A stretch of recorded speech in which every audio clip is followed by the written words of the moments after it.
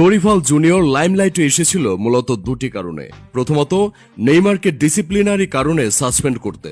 তবে নেইমারের অভিযোগের ভিত্তিতে স্যান্টোস উল্টো তাকেই বরখাস্ত করে দেয়। দ্বিতীয়ত, ব্রাজিলের ফুটবলে ফুলব্যাক বা উইংব্যাকদেরকে মিডফিল্ডার হিসেবে খেলানোর জন্য। কোয়ার্টার ফাইনাল ব্রাজিলের জন্য এক বড় বাধা।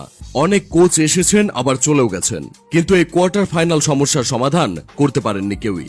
আসুন একটু দেখি দরিভাল জুনিয়রের কাছে ব্রাজিলের এই কোয়ার্টার সমস্যার কোনো সমাধান আছে কিনা।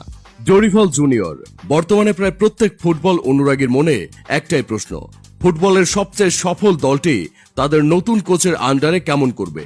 তাদের দীর্ঘ 20 বছরের খরা থেকে কি আদৌ বের হয়ে আসতে পারবে? দরিভালের কোচিং ক্যারিয়ারকে প্রধানত 3টি অংশে ভাগ করা যায়। 2007 সালের দিকে সাও কেইটানোর 4-2-2-2 ফরমেশন, 2009 এর ডায়মন্ড ফরমেশন, 2014-তে পেপ গার্ডিওলার সাথে ট্রেনিং পিরিয়ড। স্যান্টোসে পেয়েছিলেন নেইমার, গ্যানসো, রবিনহো, আন্দ্রেদের মতো ফুটবলারদের।